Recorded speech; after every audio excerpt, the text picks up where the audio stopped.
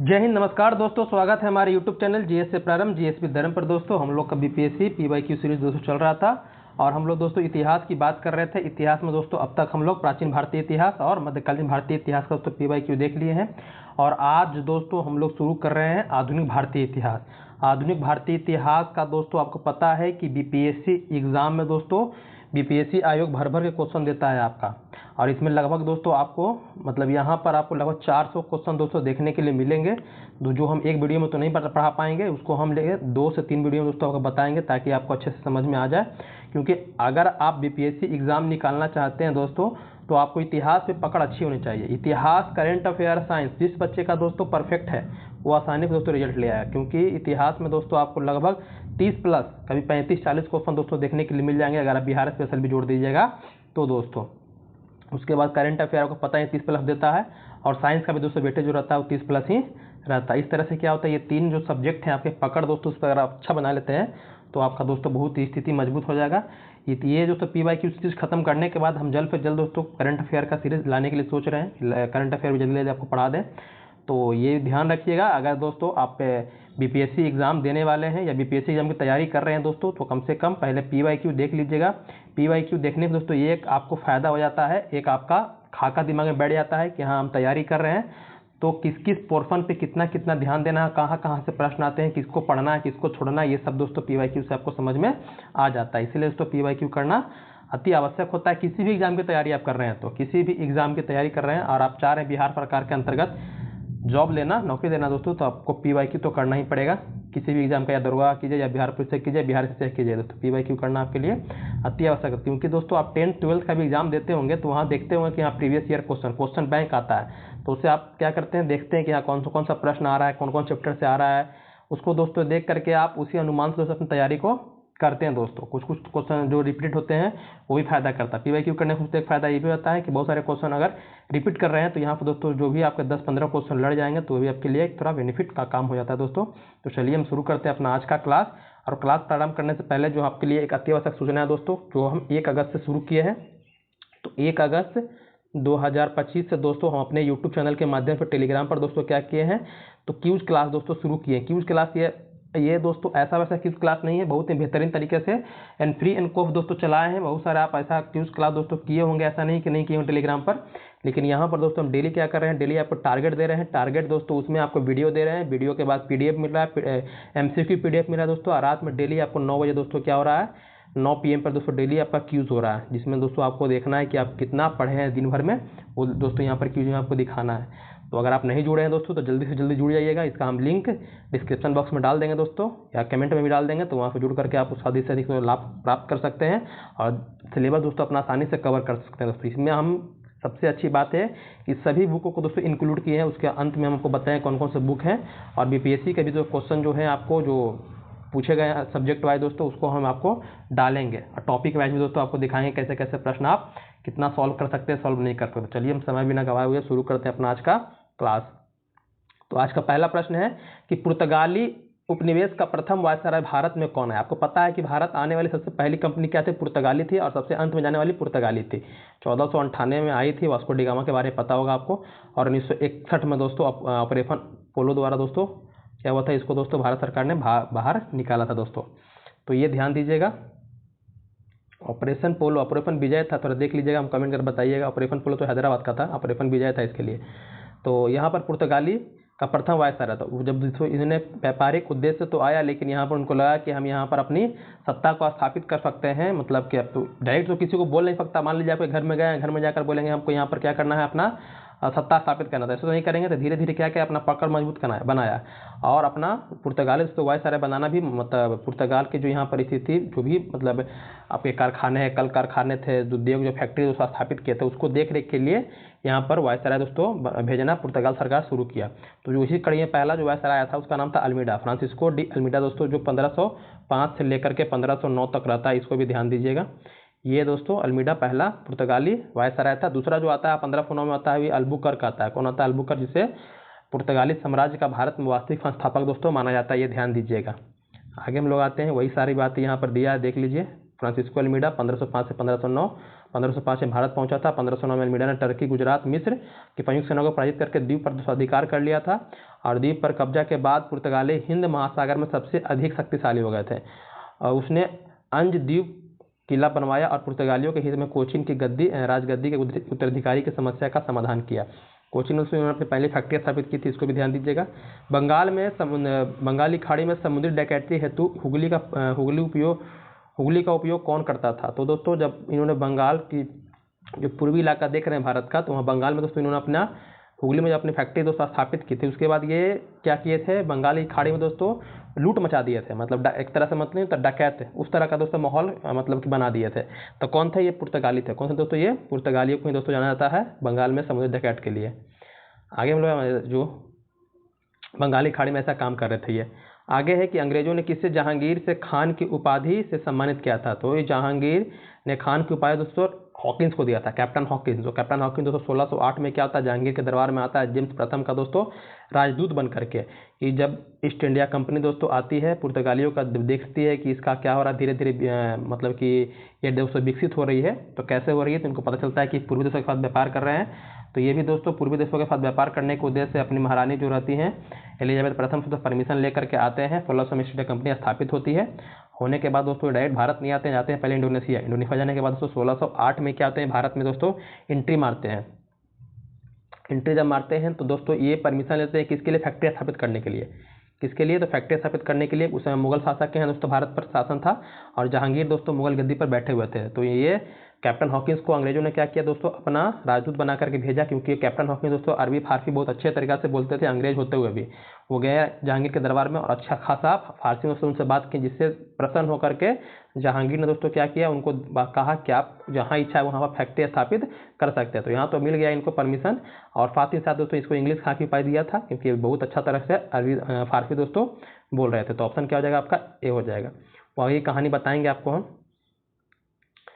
आगे है कि भारत में 1612 में अंग्रेजों ने अपनी पहली फैक्ट्री स्थापित की थी। वही बता दिए कि 1612 में स्थापित किया था, तो कहाँ पर? सूरत में किया था। अब इसको लेकर दोस्तों एक कहानी याद रखिएगा।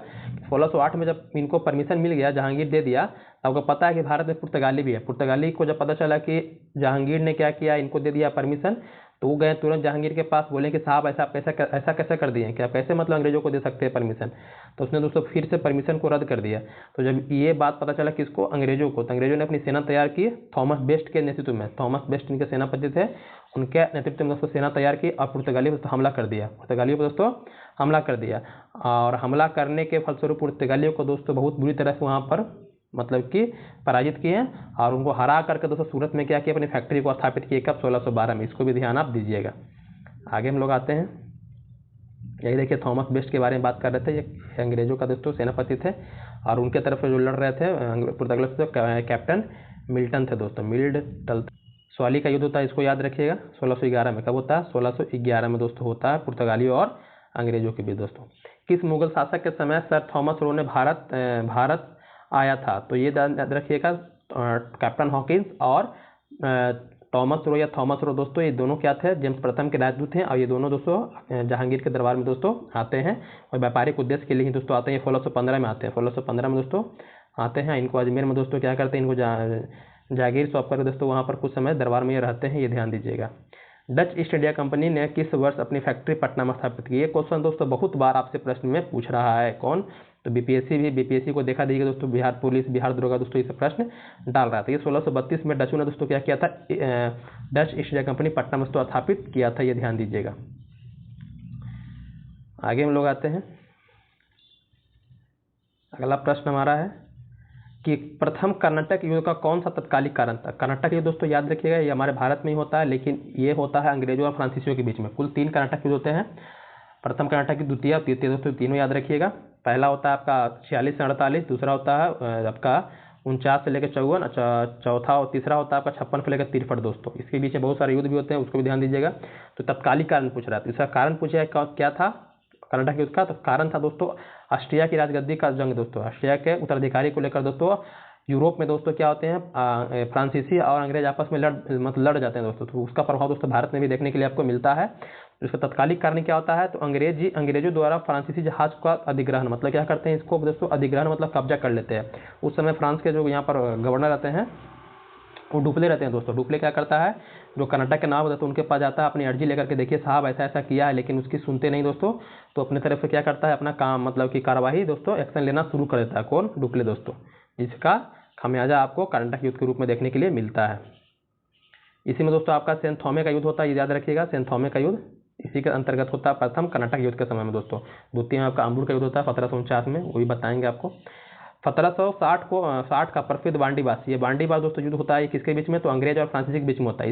इसी के बाद दोस्तों जो फ्रांसीसियों का होता है वो पतन दोस्तों शुरू होता है, कहाँ से? भारत से दोस्तों, याद रखिएगा। इसमें किसकी हार होती है, तो अंग्रेज की जीत होती है और फ्रांसीसी की दोस्तों हार होती है, याद रखिएगा। इसी जो आपका सेकंड कर्नाटक युद्ध होता है 49 लेकर 54 दोस्तों, इसी के बीच में आपका अंबर का युद्ध या इसी को अंबुर का युद्ध बोलते हैं, जो 1749 में दोस्तों होता है। मोहम्मद मुजफ्फर जंग होते हैं, चंदा साहब तथा फ्रांसीसियों के संयुक्त सेना के इनकी त्रिगुट सेना होती है। और जो बेल्लूर के समीप अंबर या अंबुर कहते हैं, जो बेल्लूर मतलब दक्षिण भारत में ही है। पर कर्नाटक के जो नवाब रहते हैं अनवरुद्दीन को दोस्तों क्या करते हैं, पराजित करके उनकी हत्या कर देते हैं दोस्तों। इसी को कहते हैं अंबर का युद्ध दोस्तों कहा जाता है, ये ध्यान दीजिएगा। ये डुप्ले ही अभी डुप्ले ही याद रखिएगा। डुप्ले आपका जो दूसरा कर्नाटक युद्ध दोस्तों होता है उसमें खत्म होने के बाद इसको वापस फ्रांसीसी सरकार बुला लेती है डुप्ले को। उसके बाद इनका पतन दोस्तों शुरू हो जाता है। क्लासिक उसके बारे में परिचित ही हैं, बांडीबास के बारे में बता दिए, बक्सर के बारे में जानते ही हैं। किस अंग्रेज उत्तराधिकारी ने पुर्तगालियों को स्वाली के स्थान पर हराया था? अंग्रेज उत्तराधिकारी बोल रहा है, अधिकारी बोल रहा है, तो थॉमस बेस्ट के बारे में बता दिए थे।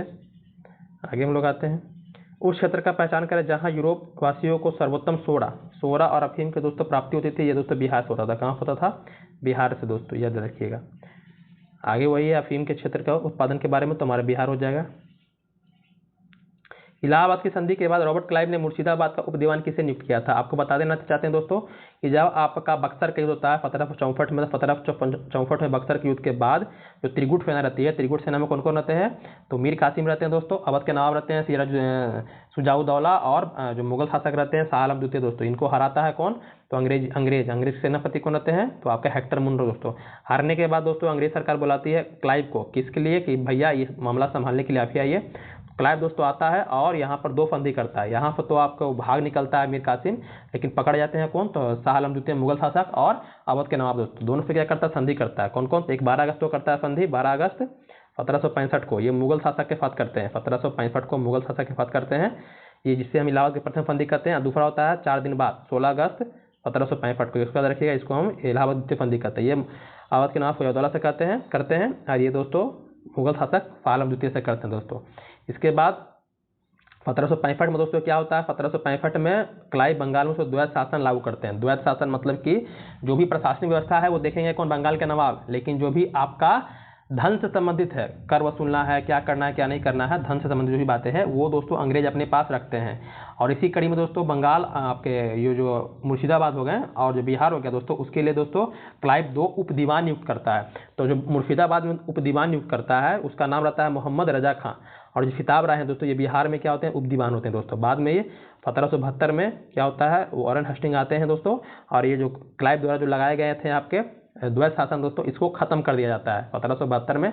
और जो दोनों उपदीवान है तो इसके पद को भी खत्म करके जो भी राजस्व व्यवस्था होता है दोस्तों, राजस्व उसको अपने अंडर में ले लेते हैं कौन, तो आपके वॉरेन हेस्टिंग दोस्तों, याद रखिएगा। तो यहाँ से प्रश्न बनता है आपसे कि बंगाल में द्वैत शासन लागू किसने किया दोस्तों, तो क्लाइव ने लागू किया था। कब से कब तक चला था ये, 1765 से लेकर के 72 तक चला था। 72 में उसको कौन खत्म करते हैं, तो वॉरेन हेस्टिंग खत्म करते हैं। ये ध्यान देने वाली आपके लिए बात है, सारी बातें आपको हम बता दिए। आगे हम लोग आते हैं। शाह आलम द्वितीय जो मुगल शासक रहते हैं, ईस्ट इंडिया कंपनी को बंगाल, बिहार, उड़ीसा के दीवानी प्रदान करते हैं कब, तो 12 अगस्त 1765 को इनके पास दोस्तों क्या होता है, इलाहाबाद की प्रथम संधि होती है। और इसमें दोस्तों बंगाल, बिहार, उड़ीसा के दीवानी जो मुगल शासक हैं वो अंग्रेजों को दोस्तों दे देते हैं। इसी कड़ी में वो बंगाल में दोस्तों द्वैत शासन लागू करते हैं कौन, क्लाइव। आगे आते हैं। मुगल बादशाह बहादुर शाह जफर के बारे में कहा जाता है कि उनके साम्राज्य की सीमा थी। ये दोस्तों ये जो प्रश्न था दोस्तों, जो चौपड़ा बीपीएससी था, ये विवादित था। ये दोस्तों कहा जाता है कि इनके बारे में, तो ये शाह आलम, ये रुकिए एक मिनट, मुझे ये बहादुर शाह जफर के बारे में नहीं कहता, ये शाह आलम द्वितीय के बारे में कहा जाता है दोस्तों, कि कहा जाता है कि उनका साम्राज्य सीमित हो गया, मतलब सीमा थी, मतलब कि धीरे धीरे सिकुड़ते सिकुड़ते दोस्तों कहाँ तक, चांदनी आपका दिल्ली से लेकर पालम तक दोस्तों आ गया था। तो ये प्रश्न था, ये बहादुर शाह जफर के बारे में ना कह करके शाह आलम द्वितीय के बारे में दोस्तों होता तो सही होता दोस्तों, ये ध्यान दीजिएगा। इसको आयोग ने दोस्तों क्या किया था, मूल्यांकन से बाहर कर दिया था। ये देखिए यहाँ पर निरस्त कर दिया था प्रश्न को। तो ये बताएं कि किसके बारे में था ये दोस्तों, शाह आलम द्वितीय जो आपका बक्सर के लड़ते हैं उनके बारे में दोस्तों ये कहावत है। आगे है रणजीत सिंह, जो क्या रहते हैं पंजाब के दोस्तों राजा, ने सुप्रसिद्ध कोहिनूर हीरा प्राप्त किया था। दोस्तों ये साफूजा से प्राप्त किया था। साफूजा दोस्तों कहाँ, तो ये आप जो देख रहे हैं अफगान के दोस्तों राजा रहते हैं। ये दोस्तों आपस में क्या होते हैं, इनमें भाइयों में दोस्तों द्वेष हो जाता है गद्दी को लेकर के। तो गद्दी को लेकर के दोस्तों जब इनके भाई प्राप्त कर लेते हैं तो ये गद्दी चाहिए था इनको, तो इसके लिए क्या आते हैं, ये रणजीत सिंह के पास जाते हैं सहायता मांगने के लिए।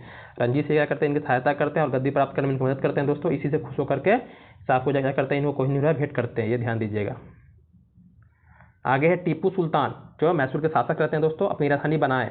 तो टीपू सुल्तान दोस्तों श्रीरंगपट्टनम को दोस्तों अपनी राजधानी बनाते हैं। कहाँ, श्रीरंगपट्टनम की राजधानी बनाते हैं, ये ध्यान दीजिएगा। आगे आते हैं, अंग्रेजों ने श्रीरंगपट्टनम की संधि किसके साथ की थी, तो ये दोस्तों टीपू सुल्तान के साथ किए थे। टीपू सुल्तान मैसूर और अंग्रेज के बीच में दोस्तों 4 आंग्ल मैसूर युद्ध होते हैं, जिसमें 2 इनके पिताजी लड़ते हैं, हैदर अली, दूसरा में इनके पिताजी की मृत्यु हो जाती है, और तीसरा चौथा दोस्तों लड़ते हैं टीपू सुल्तान, और चौथे में टीपू सुल्तान की दोस्तों मृत्यु हो जाती है, ये ध्यान दीजिएगा। तो जो श्रीरंगपट्टनम की संधि होती है दोस्तों, ये तृतीय कर्नाटक युद्ध में होता है, और टीपू सुल्तान और किसके बीच में होता है, तो अंग्रेजी सेनापति रहते हैं उस समय बंगाल के आपके गवर्नर रहते हैं वॉरेन, ये रॉबर्ट क्या नाम है इनका, लॉर्ड कॉर्नवालिस होते हैं, उनके साथ करते हैं दोस्तों, क्योंकि यहाँ बुरी तरह से क्या होते हैं जो कॉर्नवालिस रहते हैं इनको पराजित करते हैं, किसको, टीपू सुल्तान को। अब विवश होकर 1792 में ये क्या करते हैं, तो श्रीरंगपट्टनम की संधि करते हैं दोस्तों, ये ध्यान दीजिएगा। आगे हम लोग आते हैं, ये पूरी कहानी हम बता चुके अपने हिस्ट्री क्लास में, वहाँ जाकर देख सकते हैं। ठगों का उन्मूलन किसके नेतृत्व में हुआ था, ये ठग याद रखिएगा दोस्तों, ये जो आपके विलियम बेंटिक है, विलियम बेंटिक दोस्तों, उनके संबंधित बहुत सारे प्रश्न आपके आते हैं। सती प्रथा हो गया, ठगी प्रथा हो गया, इसमें दोस्तों उन्होंने क्या किया था, इसको दूर करने का दोस्तों प्रयास किया था। दूर करने का प्रयास इसको दूर कर दिया था दोस्तों। तो ठगों का उन्मूलन का नेतृत्व किसने किया था, तो ठगों को खत्म करने के दोस्तों इन्होंने एक अधिकारी की नियुक्त किया था, जिसका नाम था क्या, कैप्टन सिलीमैन। अगर गवर्नर पूछ दे बंगाल का या भारत का, बोल दे किसने ठगों का उन्मूलन किया, तो आ जाएगा कौन, आपके विलियम बेंटिक। लेकिन बोले उन्होंने किसका मतलब ये जिम्मेदारी किसको सौंपी थी, तो उन्होंने दोस्तों कैप्टन सिलीमैन को दोस्तों ये जिम्मेदारी सौंपी थी। अब ये ठग क्या होते हैं, ठग दोस्तों क्या होते हैं, तो ठग होता है जो आप देख रहे हैं इस समय, तो हमारे भारतीय सभ्यता में दोस्तों आपको पता होगा पति प्रथा, नरबली प्रथा, ये सब तो प्रथाएं थी, लेकिन ठगी प्रथा भी था दोस्तों। इसमें क्या थे कि हमारे भारतीय भाई बंधु ही जो जंगल में दोस्तों रहते थे, तो अकेले मान लीजिए कोई मुसाफिर दोस्तों अकेले रास्ते में जा रहा है, तो उनको देख करके दोस्तों उनसे लूटपाट करते थे, और उनके दोस्तों उनकी गर्दन काट करके जो माता काली है दोस्तों, उनको क्या करते थे, चढ़ावा चढ़ाते थे, ताकि क्या हो दोस्तों, माता काली जो माँ है वो खुश हो जाए। इस तरह का उनका विचारधारा था लोगों का दोस्तों, वही बातें यहाँ पर बताई गई है। तो इसको दूर करने का काम दोस्तों विलियम बेंटिक ने दोस्तों किया था सिलीमैन की सहायता से। तो इससे भारतीय भी इनका सहयोग किए थे, लेकिन जो सती प्रथा दोस्तों उसका विरोध भी भारतीयों ने किया था, लेकिन सती प्रथा को दूर करने का काम विलियम बेंटिक ने किया था, उसमें राजा राम मोहन राय सहयोग किए थे। बंगाल में द्वैध शासन प्रणाली किसके द्वारा लागू की गई थी, तो बंगाल में द्वैध शासन बता दिए थे किसके द्वारा लागू किया गया था, तो रॉबर्ट क्लाइव के द्वारा 1765 से लेकर 1772 तक। खत्म बोलिए किसने किया था, तो वॉरेन हेस्टिंग्स दोस्तों, इसको भी ध्यान दीजिएगा। आगे है, द्वैध शासन का जनक किसे माना जाता है, द्वैध शासन का जनक दोस्तों माना जाता है सर लियोनिल कार्टिस को दोस्तों माना जाता है, ये ध्यान दीजिएगा। लियोनिल कार्टिस को द्वैध शासन का दोस्तों जनक माना जाता है। अगला प्रश्न हमारा क्या है, हाँ आगे यही ना है, हाँ 21 ही है, एक मिनट भाई आजा। भारत में प्रथम रेल लाइन किस ब्रिटिश गवर्नर के समय दोस्तों बिछाई गई थी, तो ये लॉर्ड डलहौजी के समय दोस्तों 1853 में दोस्तों बिछाई गई थी। मुंबई से थाने पहला था दोस्तों, दूसरा भी याद रखिएगा, दूसरा भी कहीं कहीं पूछ जाता है, पहला तो सबको याद रहता है लेकिन दूसरा दोस्तों भूल जाता है। दूसरा रेलवे लाइन कहाँ से चला था, ये तो दोस्तों 1 साल बाद ही चला था, 1854 में चला था। कहाँ से, तो कलकत्ता से दोस्तों रानीगंज, कलकत्ता से रानीगंज दोस्तों चला था 1854 में। इसको भी ध्यान देने वाली बात आपके लिए, देखिए यहाँ दिया भी है कि दूसरी रेलवे लाइन दोस्तों 1854 में कलकत्ता और रानीगंज के बीच से बिछाई गई थी, दोनों याद रखिएगा। आगे है कि मुंगेर का बरिहा ताल विरोध का मुख्य उद्देश्य दोस्तों क्या था, तो ये दोस्तों था बकास्त भूमि की वापसी की मांग को लेकर दोस्तों ये क्या कर रहे थे, विरोध कर रहे थे। ये दोस्तों जो कार्यानंद थे उनके नेतृत्व में दोस्तों ये विरोध जो तो चलता है, ये ध्यान दीजिएगा। 1936-38 के दौरान तो ये आंदोलन चलता है।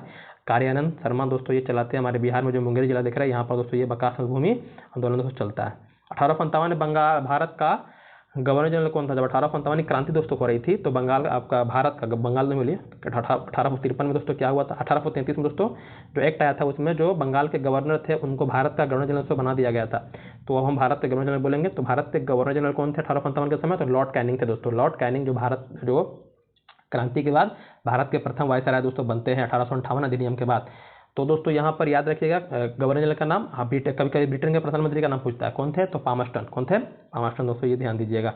आगे हम लोग आते हैं कि अंग्रेज भारतीय सेना में चर्बी वाले कारतूस, ये तो परिचित होंगे, जो 1857 की तत्कालिक कारण था।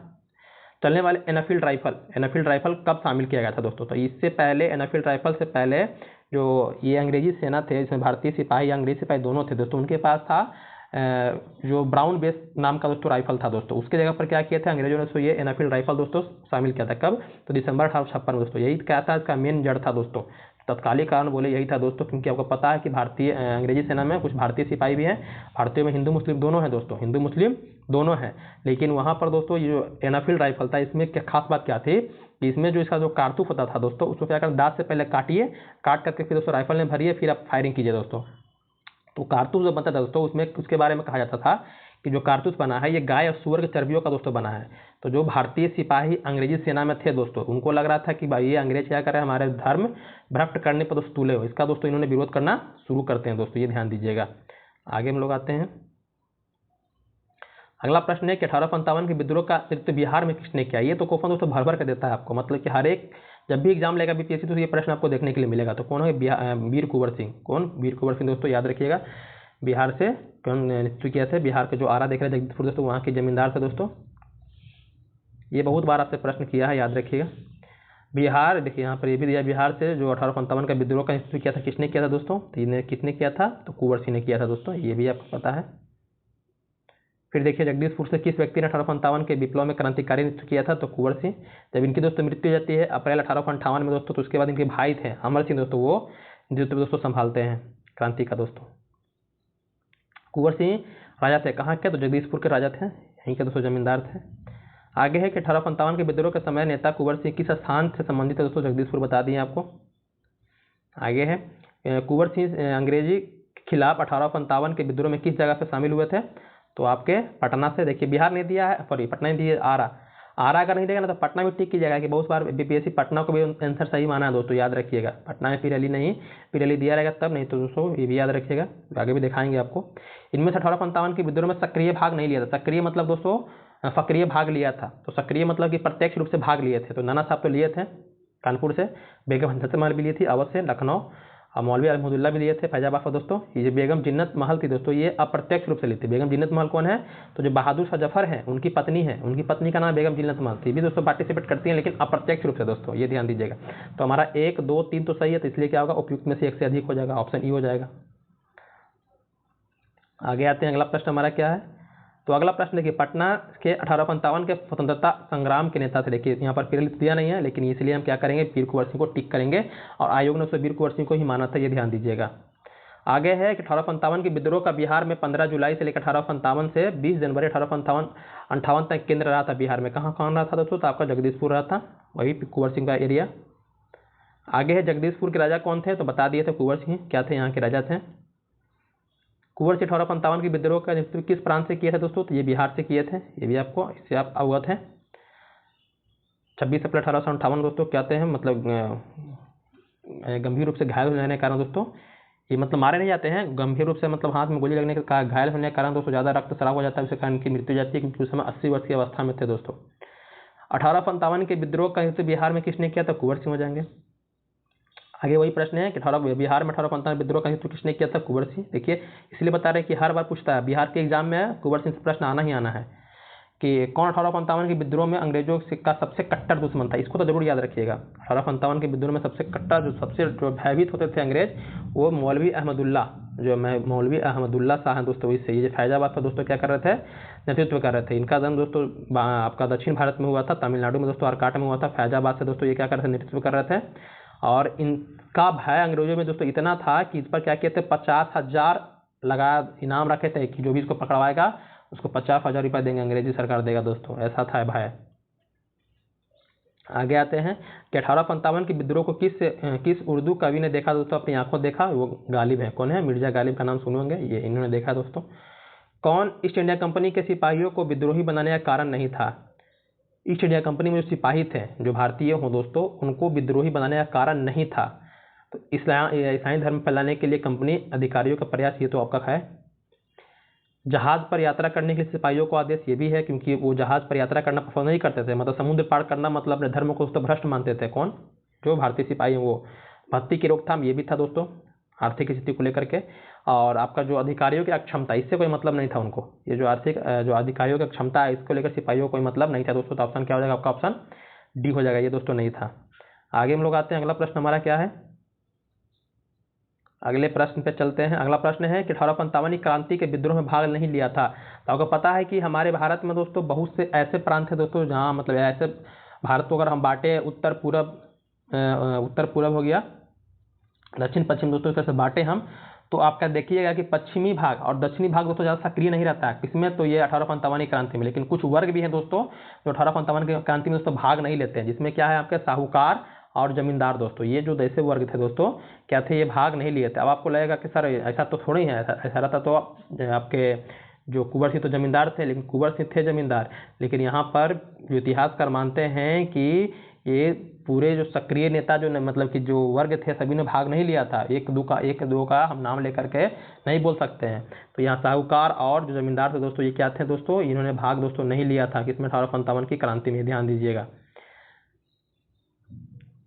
आगे हम लोग आते हैं, कौन सा कथन सही है, कौन सा कथन सही है 1857 की क्रांति के बारे में। तो 1857 में दरभंगा, डुमराव, हटवा के महाराजाओं ने और उनके साथी जमींदारों ने आदमी तथा पैसे से अंग्रेजों की मदद की थी। देखिए यही सब गद्दार थे। वही बता रहे थे कि जमींदार जो है, जमींदार लोग के लोगों ने दोस्तों भारतीयों का सपोर्ट नहीं किया था, वो अंग्रेजों का सपोर्ट कर रहे थे। यहाँ देखिए दरभंगा, डुमराव और हटवा के जो महाराजा हैं वो जमींदार दोस्तों, वो क्या थे, आदमी और पैसों से मतलब सैनिक सहायता भी दे रहे हैं और धन भी दे रहे हैं दोस्तों। किसकी? तो अंग्रेजों की। ये बिल्कुल आपका सही है।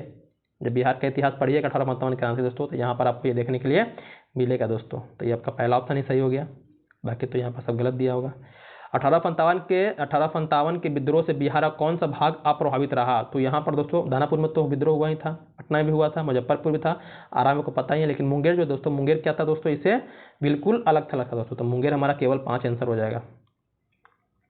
आगे आते हैं 1857 की विद्रोह में लखनऊ में किसके नेतृत्व में विद्रोह आगे बढ़ा। तो दोस्तों बेगम ऑफ अवध, जो बेगम जो हजरत महल थी दोस्तों आपके अवध की बेगम दोस्तों, उन्होंने इसमें नेतृत्व का अवध से दोस्तों या लखनऊ बोलिए कि 1857 क्रांति का नेतृत्व दोस्तों किया था। उनका अल्पवयस्क पुत्र था ब्रिजेश कादरी दोस्तों, जो आपका आया था डलहौजी की तरह, डलहौजी लाया था दोस्तों हड़प नीति, उसके विरुद्ध इन्होंने किया था जबरदस्ती दोस्तों। क्या किया था डलहौजी, अपने तो बात पे बोला कि आपके पास अगर उत्तराधिकारी है तो हाँ आपके क्या करेंगे, आपके जो भी राजपाट है साम्राज्य दोस्तों उसको हम अपने अधीन नहीं लेंगे। लेकिन यहाँ पर जबरदस्ती दोस्तों क्या किया, कुशासन का आरोप लगाकर दोस्तों उन्होंने क्या किया, अवध को अपने कब्जे में ले लिया। इसी के विरुद्ध दोस्तों इन्होंने क्या किया, 1857 की क्रांति में भाग लिया दोस्तों अपने साम्राज्य को बचाने के लिए।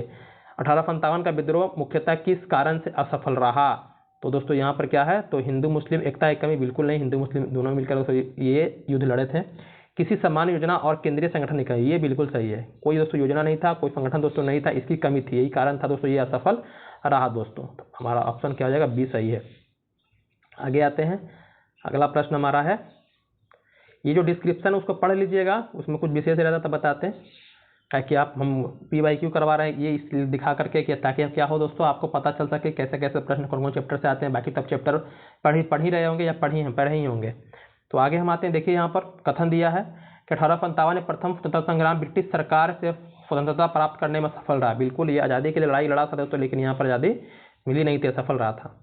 बहादुर शाह जफर के नेतृत्व को जन सहयोग नहीं मिला था, बिल्कुल नहीं मिला था, और अधिकांश महत्वपूर्ण रियासतों के शासक उनका साथ देने में कतरा गए थे। ये भी बिल्कुल क्या सही दोस्तों, सही है, मतलब कि 1 और 2 दोनों सही है, और का सही स्पष्टीकरण है दोस्तों आपका, ये दोनों क्या आपका सही है, मतलब ऑप्शन ए ही हो जाएगा आपका।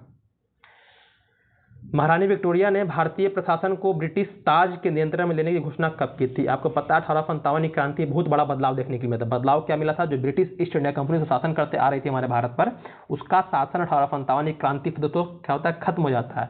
अब जो शासन चलाएंगे, कौन चलाएंगे, तो ब्रिटिश क्राउन अपने नियंत्रण में भारत की शासन व्यवस्था को दोस्तों दे लेते हैं।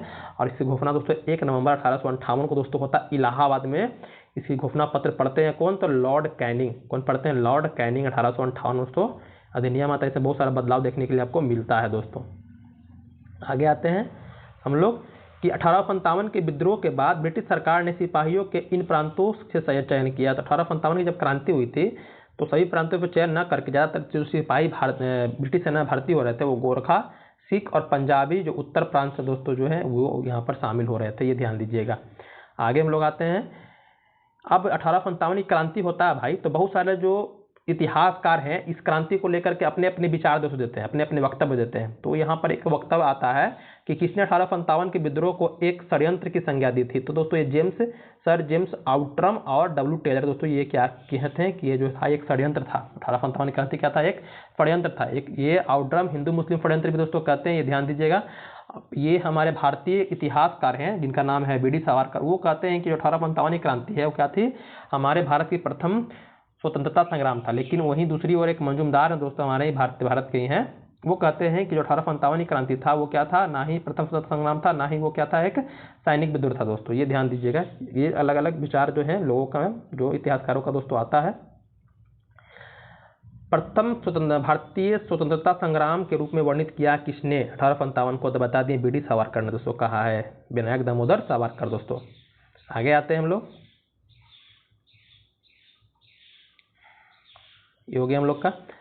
कौन सा आयोग 1857 के विद्रोह के दमन के बाद फौज के नव संगठन के लिए बना था। तो 1857 की क्रांति दोस्तों हुआ था, उसके लिए एक आयोग बना था। कौन, पील आयोग बना था दोस्तों, पील आयोग बना था, जिसमें देखा गया दोस्तों कि जो भारतीय जो अंग्रेजी सेना थी उसमें जो भारतीय और अंग्रेजों के दोस्तों सिपाहियों का जो अनुपात था उसमें दोस्तों संशोधन करने के लिए दोस्तों ये आयोग बना था, उसकी जांच पड़ताल किया और नए स्तर पर दोस्तों क्या हुआ था, यहाँ पर अनुपात को दोस्तों बनाया गया था। ये देखिए ये अनुपात, ये 1:2, जबकि मद्रास बम्बई में उससे 1:3 था दोस्तों, ये ध्यान दीजिएगा। बंगाल में यूरोपीय भारतीय सैनिकों का दोस्तों।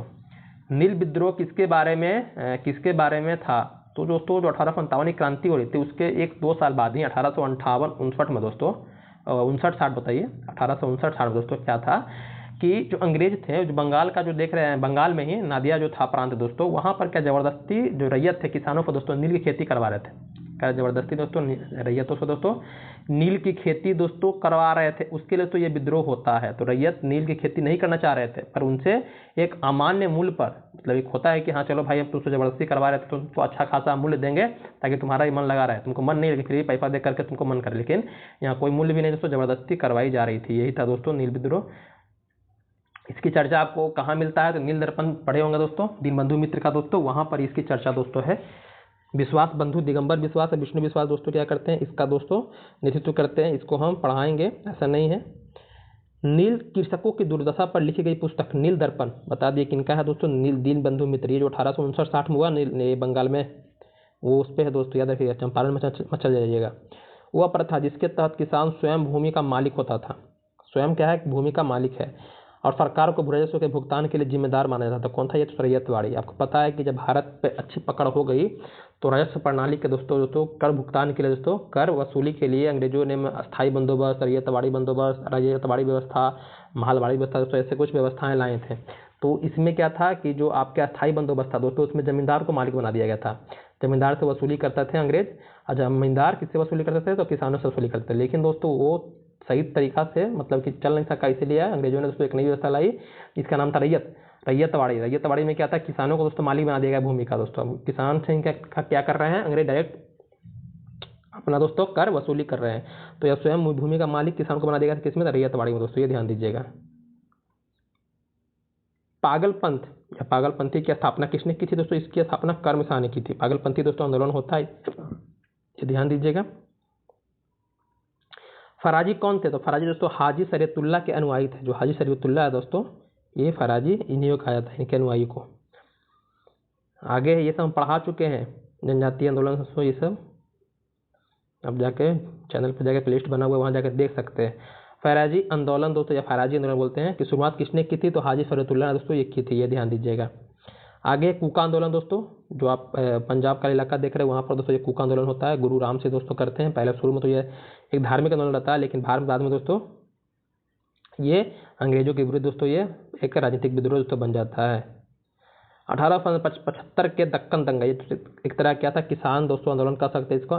काली कारण क्या था, तो दोस्तों ये महाजनों के द्वारा ऊंची ब्याज कर, यहाँ दोस्तों अकाल आता है। अकाल के कारण क्या होता है दोस्तों, इनके पास से उपज नहीं होता, उपज के बाद भी अंग्रेज क्या करते हैं, उनको तो लगान चाहिए, तो फिर भी ये क्या करते हैं, जमीन में दोस्तों अपनी गिरवी रख करके दोस्तों पैसा लेते हैं लगान चुकाने के लिए। तो ये महाजनों जो होते हैं ये भी क्या होते हैं, बहुत गहरे गद्दार होते हैं दोस्तों। ये कौन महाजन, ये ऊंची ब्याज पर क्या करते हैं दोस्तों, ये अपना देते हैं उनको पैसा।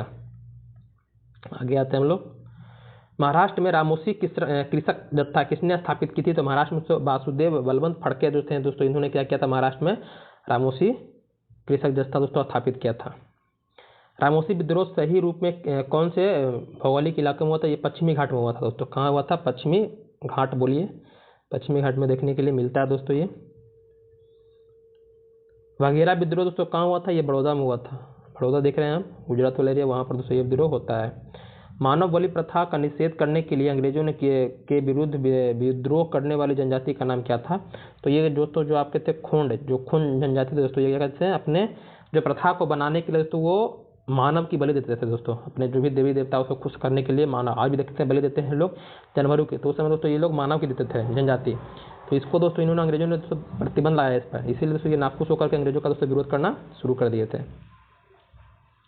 आगे आते हैं, अगला प्रश्न हमारा अगला है कि छोटा नागपुर जनजाति विद्रोह कब हुआ था? इसको लेकर दोस्तों बहुत ही बड़ा मतभेद हो गया था। मतभेद क्या था कि छोटा नागपुर जनजाति विद्रोह के नाम से कोई विद्रोह दोस्तों हुआ ही नहीं है। छोटा नागपुर में विद्रोह तो हुआ है बहुत सारा, बिरसा मुंडा हो गया, मुंडा विद्रोह हो गया, संथाल विद्रोह हो गया, ये सब विद्रोह दोस्तों आपको यहीं पर हुए हैं, ये सब विद्रोह आपके यहीं हुए हैं। लेकिन दोस्तों यहाँ पर छोटा नागपुर विद्रोह नामक कुछ नहीं हुआ है। अगर यहाँ पर मुंडा विद्रोह, संथाल विद्रोह का डेट दिया रहता तो हम उसको टिक करते, इसलिए दोस्तों ये क्या है, मूल्यांकन से बाहर है दोस्तों, इसमें मतलब कोई विकल्प सही नहीं है। 1855 के संथाल में किस अंग्रेजों ने कमांडर को हराया था? मतलब संथालों ने किस अंग्रेज कमांडर को हराया था? तो मेजर बारो कुस्तुई ने हराया था। संथाल विद्रोह पता 1855 में सिद्धू कानू इसके दोस्तों नेता रहते हैं। 1855 के संथाल विद्रोह का नेतृत्व किसने किया था दोस्तों? तो यहाँ पर सिद्धू कानू के बारे में बता दिए, सिद्धू और कानू दोस्तों।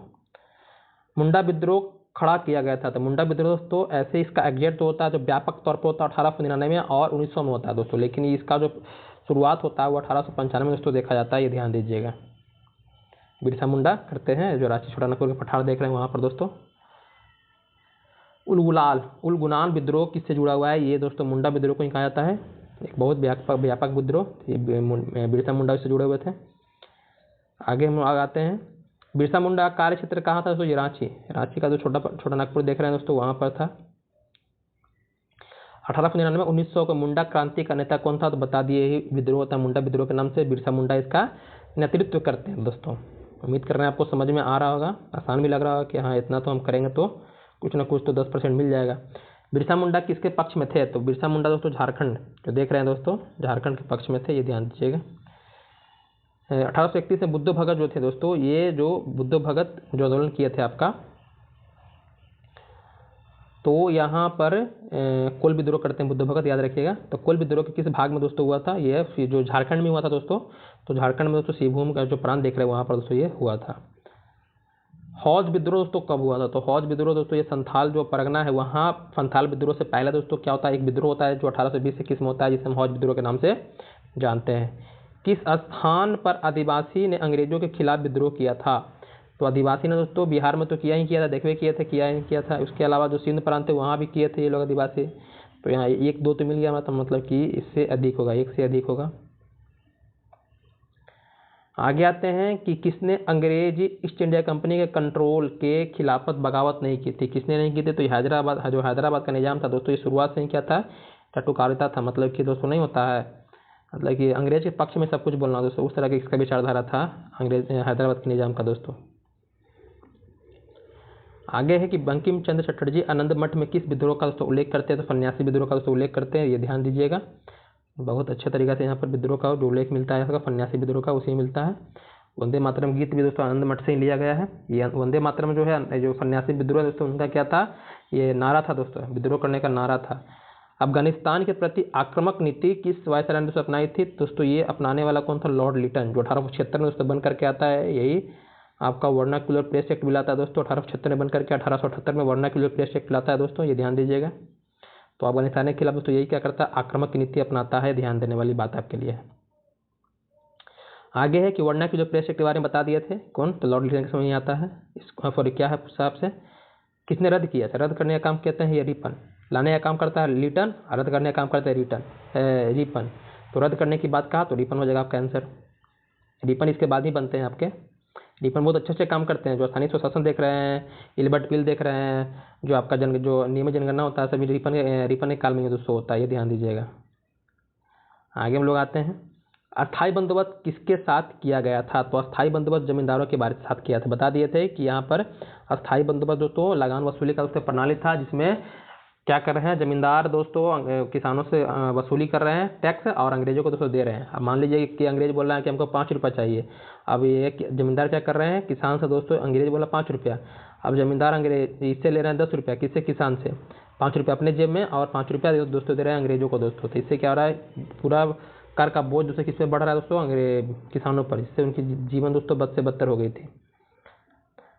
बिहार में परमानेंट सेटलमेंट लागू करने का कारण क्या था दोस्तों? तो वही था भू राजस्व वसूली का दोस्तों। ये आगे हम लोग आते हैं, वही 1593 में लागू करता है लॉर्ड कॉर्नवालिस। रैयतवाड़ी व्यवस्था सर्वप्रथम कहाँ लागू होती है? रैयतवाड़ी सबसे पहले तो मद्रास में लागू होता है, उसके बाद आपका बम्बई में दोस्तों। ये ध्यान दीजिएगा, रीड एवं मोनो दोस्तों ये लागू करते हैं। आगे है कि खाली स्थान दिया है कि बंगाल और बिहार में भूमि पर किराएदारों के अधिकारों को बंगाल किराएदारी अधिनियम द्वारा दिया गया था। तो दोस्तों 1885 में दोस्तों ये अधिनियम दोस्तों आया था, इसको ध्यान दीजिएगा। सत्यार्थ प्रकाश की रचना किनकी है? तो सत्यार्थ प्रकाश दोस्तों दयानंद सरस्वती की है, याद रखिए। 1875 में ये प्रकाशन इसका करते हैं, सत्यार्थ प्रकाश।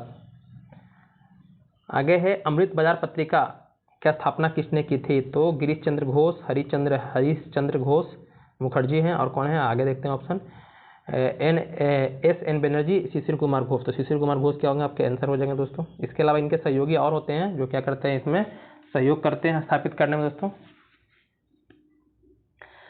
निम्न अखबारों में कौन मुख्यतः उदारवादियों की नीतियों का दोस्तों प्रचारक था? उदारवादी के लिए तो ये दोस्तों आपका लीडर जो है, लीडर आपका ये उदारवादियों का दोस्तों प्रमुख प्रचारक था। ये मदन मोहन मालवीय दोस्तों इसके लेखक हैं। 19वीं शताब्दी का धर्म एवं समाज सुधार आंदोलन ने जनसंख्या के किस वर्ग में मुख्यतः आकर्षित किया?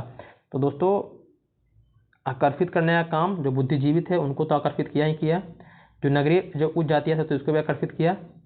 उसके अलावा जो आपके निर्धन सर्वसाधारण वर्ग है इनको भी दोस्तों आकर्षित करने का काम किया। लेकिन उदार जो राजवाड़े थे दोस्तों ये इनको आकर्षित करने का दोस्तों काम नहीं किया। तो मतलब 1, 2, 3 आपका बिल्कुल सही है। भारतीय पुनर्जागरण आंदोलन के पिता दोस्तों राजा राम मोहन राय को कहा जाता है। इन्होंने दोस्तों क्या किया था, भारत में दोस्तों एक नई विचारधारा को जन्म दिया था दोस्तों, इसलिए इनको नवदूत अग्रदूत दोस्तों सब कुछ कहा जाता है इनको। आगे हम लोग आते हैं, यहाँ देखिए इनको बहुत सारा उपाधि था। राजा राम मोहन राय को भारत पुनर्जागरण के पिता, भारतीय राष्ट्रवाद का पैगंबर, अतीत और भविष्य के मध्य सेतु, भारतीय राष्ट्रवाद का जनक, आधुनिक भारत का पिता, प्रथम आधुनिक पुरुष, योगदूत दोस्तों कहा जाता है। आत्मीय सभा दोस्तों ये आपके राजा राम मोहन राय ही दोस्तों स्थापित कर 1814-15 में दोस्तों स्थापित करते हैं। ब्रह्म समाज की स्थापना दोस्तों 1828 में करते राजा राम मोहन राय, 1828 में। ये ध्यान दीजिएगा, यहाँ पर ऑप्शन नहीं दिया है तो इसलिए दोस्तों ये गलत है। राजा राम मोहन राय ब्रह्म समाज की स्थापना देखिए आगे दे दिया 1828 में। सती को गैर कानूनी किसने घोषित किया था? सती प्रथा को दोस्तों वही राजा राम मोहन राय क्या करते हैं, सहयोग मांगते हैं किससे, विलियम बेंटिक को दोस्तों, और सती प्रथा पर प्रतिबंध लगाता है कौन, विलियम बेंटिक। आगे आते हैं हम लोग अगला प्रश्न की ओर।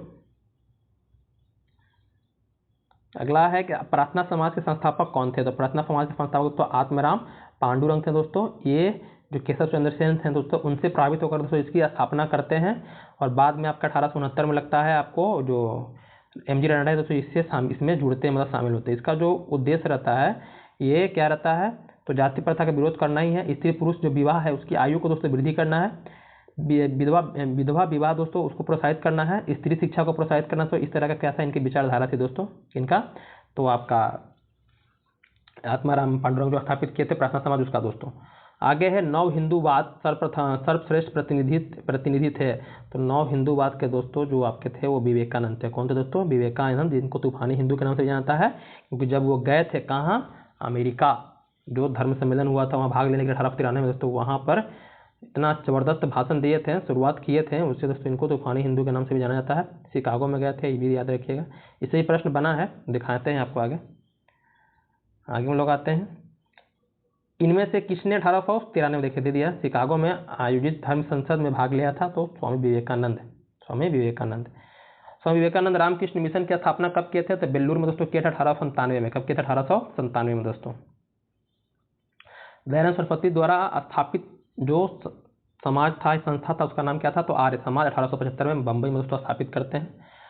आगे आते हैं, इन्हीं का नारा था वेदों के लौटो, याद रखिएगा। और सबसे पहले स्वराज शब्द यही इस्तेमाल करते हैं, दयानंद सरस्वती ही। सत्यशोधक समाज की स्थापना 1873 में कौन करते हैं? ज्योतिबा फूले। कौन करते हैं? ज्योतिबा फूले, इनका भी नाम याद रखिएगा। गुलामगिरी इनकी पुस्तक, ये भी थोड़ा ध्यान दीजिएगा। सत्यशोधक समाज की स्थापना किसके द्वारा की गई? बता दी, ज्योतिबा फूले।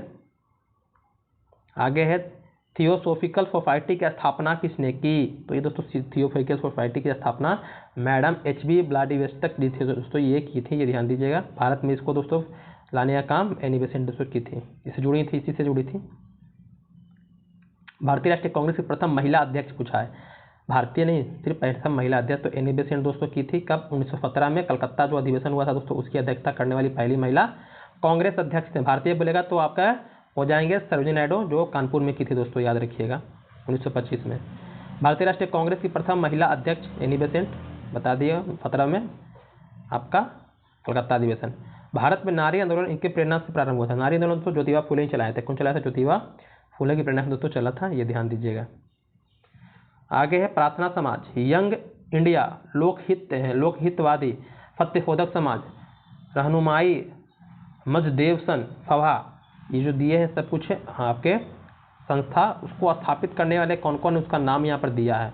तो प्रार्थना समाज आत्माराम पांडुरंग, यंग इंडिया महात्मा गांधी, लोकहितवादी तो गोपाल हरि देशमुख हो जाएंगे, सत्यशोधक ज्योतिबा फूले, और आपके जो रहनुमाई मजदेसवन है दोस्तों, ये आपके नौरोजी जो फुरदोंजी है दोस्तों, वो हो जाएंगे। तब देखिए पहला आत्माराम पांडुरंग कहाँ है? तो पहला क्या आत्माराम पांडुरंग कहाँ है? देखिए आत्माराम पांडुरंग यहाँ पर है, ऑप्शन बी में भी ऑप्शन सी में भी है, ठीक है।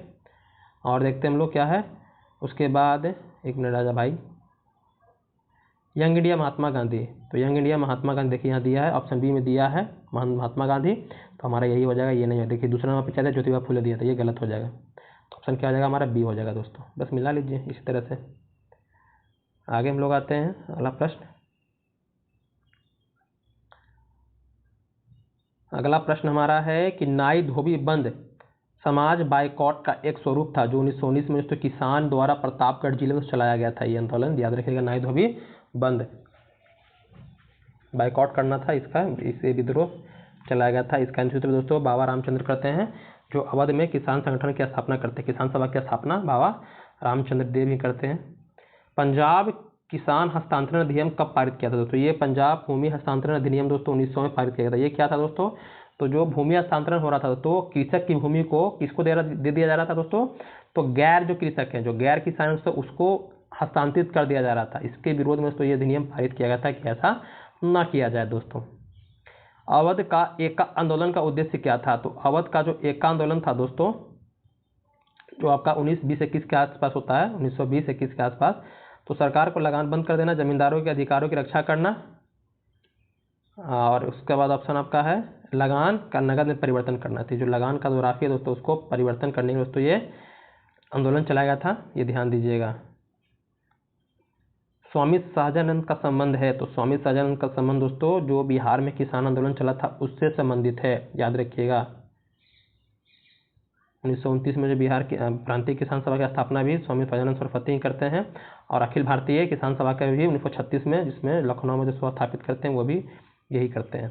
स्वामी सहजानंद इनसे किससे संबंधित है दोस्तों? तो बिहार में किसान आंदोलन से संबंधित है। इनमें से कौन बिहार में किसान आंदोलन के साथ जुड़े हुए थे? तो दोस्तों ये राजेंद्र प्रसाद जी जुड़े हुए थे। जो किसान आंदोलन बिहार से अगर बोलेगा तो ऑप्शन के हिसाब से राजेंद्र प्रसाद जी जुड़े हुए थे। देखते हैं आगे चल करके दोस्तों बिहार जो भारत आज़ाद होता है और स्वतंत्र पार्टी के दोस्तों बनती है मंत्रिमंडल, तो उसमें खाद्य मंत्री भी दोस्तों रहते हैं, कृषि एवं खाद्य मंत्री भी रहते हैं, ये ध्यान दीजिएगा। मंत्रिमंडल में भी बाद में भी। सुरक्षा प्रकोष्ठ की नीति दोस्तों, ये दोस्तों किसने लाया था? तो ये वॉरेन हेस्टिंग्स ने दोस्तों लाया था, याद रखिए। सुरक्षा प्रकोष्ठ मतलब कि अगर अपने आप को बचाना है तो जो आपके आस पड़ोस जो अगल बगल में है उससे सहायता लीजिए दोस्तों, उससे आप सहायता लीजिए अपना बचाव करने के लिए अपने आप को। आगे है निम्नलिखित में कौन बंगाल में द्वैध शासन प्रणाली किसने समाप्त किया? तो बता दिए थे वॉरेन हेस्टिंग्स। लागू किसने किया था? तो रॉबर्ट क्लाइव। आगे आते हैं अगला प्रश्न। तो इस तरह से दोस्तों हमारा आज का जो क्लास समाप्त होता है। जो बता रहे थे आपको हम प्रारंभ में कि शुरुआत सिलेबस कवर करने के लिए हम क्या किए हैं, तो टेलीग्राम पर दोस्तों एक क्यू शुरू किए हैं ये क्यूज में सबसे खास बात क्या है, ये होमवर्क सीरीज के द्वारा चल रहा है। आप ऐसा सीरीज देखे भी होंगे, अपने टेलीग्राम में ज्वाइन भी किए होंगे, लेकिन वहाँ पैसा देकर ज्वाइन किए होंगे, वहाँ पर 200 300 100 रुपये जो भी हो वो दे करके ज्वाइन किए होंगे। लेकिन यहाँ आपको बिल्कुल हम अलग तरीके से बताएंगे। यहाँ वीडियो क्लास आपको मिलेगा, क्लास PDF मिलेगा, MCQ PDF मिलेगा, और आपको डेली प्रैक्टिस टेस्ट दोस्तों क्यूज बोर्ड पर दोस्तों होगा रात को 9 बजे। याद रखिएगा 9 बजे डेली दोस्तों। इससे क्या होगा, आपका सिलेबस कवर होगा, बहुत बेहतरीन तरीके से होगा दोस्तों। जो सेल्फ स्टडी बोलते हैं कि सेल्फ स्टडी क्या होता है, कैसे होता है, बस एक सहयोगी चाहिए हमें। कि कभी कभी बहुत सारे बच्चे बोलते हैं कि सर हम पढ़ना तो चाहते हैं लेकिन कोई दबाव नहीं रहता है, इसलिए हम पढ़ नहीं पाते हैं, मन करते हैं जाते उठाते हैं बुक फिर बंद कर देते हैं। तो यहाँ पर क्या होता है, एक आपको हम माध्यम बन रहे हैं, यहाँ पर क्या बन रहा है, माध्यम बन रहा है। यहाँ पर बिल्कुल फ्री एंड कॉस्ट पढ़ा रहे हैं। क्लास एक सप्ताह करके देखिएगा, अगर पसंद नहीं आया दोस्तों तो आप छोड़ दीजिएगा, ग्रुप ही लीव कर दीजिएगा, ग्रुप लीव कर दीजिएगा, आप चैनल अनसब्सक्राइब कर दीजिएगा, कुछ भी कर दीजिएगा। लेकिन जैसा बोल रहे हैं आपको विश्वास कीजिए, बहुत बेहतरीन तरीके से दोस्तों यहाँ पर चल रहा है। कल से यहाँ स्टार्ट हुआ, 1 अगस्त से स्टार्ट हुआ, 2 अगस्त हो गया दोस्तों, 2 अगस्त हो गया है। अब यहाँ पर देखिए कौन कौन सा बुक को हम दोस्तों लेके चल रहे हैं, जो आपके घर में हमेशा ये बुक रहते होंगे। आप लूसेंट पढ़ना चाहते हैं, आप ऑब्जेक्टिव लूसेंट पढ़ना चाहते हैं, और घटना चक्र पढ़ना चाहते हैं, लेकिन घटना चक्र लगता है कि बहुत बड़ा है, ये क्या पढ़ें क्या नहीं पढ़ते, इसको दोस्तों आपको हम खत्म करवाएंगे, परेशान मत होइए। ये आप कैसे पढ़ना है क्या नहीं पढ़ना है दोस्तों हम बताएंगे आपको। ये भी बुक, यही बुक, उसके बाद घटना चक्र का जो इतिहास हो गया आपका, मतलब घटना चक्र जो भी सब्जेक्ट खाएंगे वो घटना चक्र आपको देंगे ही देंगे। उसके बाद दोस्तों क्राउन से भी दोस्तों यहाँ पर प्रश्न आपको देखने के लिए मिलेंगे, ये भी याद रखिएगा, ध्यान दीजिएगा। तो ये सब बुक क्या है दोस्तों, हमारे कंटेंट के सोर्स है, मतलब यहीं से दोस्तों आपके क्वेश्चन बनते हैं। वो सारे हम आपको क्या, उसका अपडेट दोस्तों आपको टेलीग्राम पर PDF मिल जाता है। टेंशन मत लीजिए कि सर मेरे पास ये बुक नहीं है, वो बुक नहीं है, तो सारे PDF हम बना करके आपको दे देते हैं। बस आपको क्या करना है, 1-2 घंटा समय देना है, वीडियो देख लेना है, वीडियो देख लीजिए आराम से, और अपना जो भी क्वेश्चन है दोस्तों क्वेश्चन बना लीजिए, PDF पढ़ लीजिए, बस अब काम हो गया। धीरे धीरे मैंने तो छोटा नींव रखिएगा दोस्तों, धीरे धीरे करके ही वो बड़ा होता है। ये ध्यान दीजिएगा मेरी बातों को। अगर आपको पसंद नहीं आया तो कोई बात नहीं।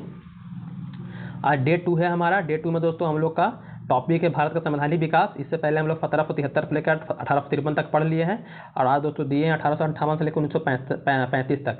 ये जो आपको बता रहे हैं कंटेंट में आपको मिल चुका है, वीडियो क्लास मिल चुका है, PDF मिल चुका है वीडियो क्लास का, MCQ मिल चुका है, और टेस्ट जो टॉपिक है दोस्तों वो नाइट में, आज रात में दोस्तों 9 बजे होगा। इसको कैसे मिलेगा, कहाँ कैसे जुड़े क्या नहीं जुड़े दोस्तों, इस सभी चीज़ें आपको हम लिंक दे देंगे इसका डिस्क्रिप्शन में दोस्तों। GS से प्रारंभ चैनल का नाम है, टेलीग्राम पर दोस्तों GS से प्रारंभ लिखिएगा, GS विद धर्म। अगर नहीं मिलेगा दोस्तों तो हम इसका लिंक दे देंगे, कोई वीडियो हमारा खोल के देखिएगा, वहाँ पर दोस्तों डिस्क्रिप्शन बॉक्स में GS से प्रारंभ, GS विद धर्म जो चैनल जो हमारा है, वहाँ पर आपको डिस्क्रिप्शन बॉक्स में दोस्तों आपको टेलीग्राम क्यूज ग्रुप नाम करके मिल जाएगा। 2 वहाँ पर मिलेगा, एक टेलीग्राम ग्रुप मिलेगा, एक टेलीग्राम क्यूज ग्रुप मिलेगा। तो दोनों में से किसी में शामिल हो जाएगा दोस्तों, वहाँ पर आपको इसकी सूचना मिल जाएगी, मतलब वहाँ पर भी जाइएगा तो वहाँ लिंक मिल करके आप उसमें आ सकते हैं, नहीं तो जो टेलीग्राम क्यूज ग्रुप है उसमें शामिल होकर दोस्तों आ सकते हैं। तो आप चाहते हैं कि जल्द से जल्द हम अपनी तैयारी को मजबूत करें दोस्तों, तो आप जल्द से जल्द जुड़ जाइए। यहाँ पर फ्री एंड कॉस्ट बहुत ही बेहतरीन तरीके से दोस्तों आपको तैयारी करवाई जा रही है। और अपने दोस्तों को भी मतलब कि शेयर कीजिएगा। अब दोस्तों चैनल बढ़िया आपको लग रहा है कि हाँ इससे कुछ सीख रहे हैं तो चैनल को सब्सक्राइब कर लीजिएगा दोस्तों, लाइक कीजिएगा, और कुछ संशोधन करना है कमेंट कीजिएगा दोस्तों, और अपने दोस्तों को ज़रूर शेयर कीजिएगा दोस्तों। हम तो बस इतना ही कहना चाहेंगे। और तैयारी में दोस्तों अपना थोड़ा सा जोर दीजिए, थोड़ा मेहनत करने पर दोस्तों फोकस कीजिए। जो सेल्फ स्टडी करते हैं जिस तरह से आप 9th 10th में दोस्तों किए हैं उसी तरह से यहाँ भी कर दीजिएगा। थोड़ा सा बस मेहनत कर दीजिएगा दोस्तों, बस आपका काम हो जाएगा। आसानी से दोस्तों आप रिजल्ट ला सकते हैं, ऐसा नहीं है कि रिजल्ट नहीं आएगा, पढ़िएगा दोस्तों आसानी से आएगा। बस अपना धीरे धीरे सिलेबस कवर करते जाइए, और प्रैक्टिस दोस्तों करते जाइए। प्रैक्टिस करते जाएगा तो दोस्तों धीरे धीरे आपके अंदर अपने आप दोस्तों आत्मविश्वास जागना शुरू हो जाएगा दोस्तों। और एक समय ऐसा लगेगा कि हाँ एग्जाम आसानी से क्लियर कर सकते हैं। बाकी मन लगा के पढ़िएगा दोस्तों। धन्यवाद।